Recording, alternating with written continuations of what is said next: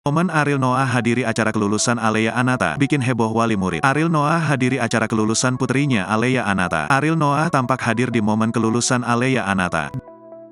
Dalam unggahan video tersebut Alea tampak sedang berada di atas panggung.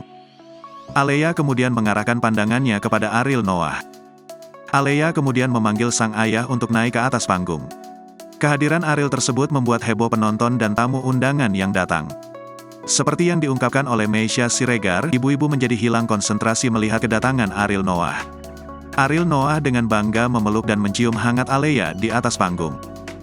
Ariel kemudian bertanya apa yang akan dilakukannya sekarang kepada sang anak.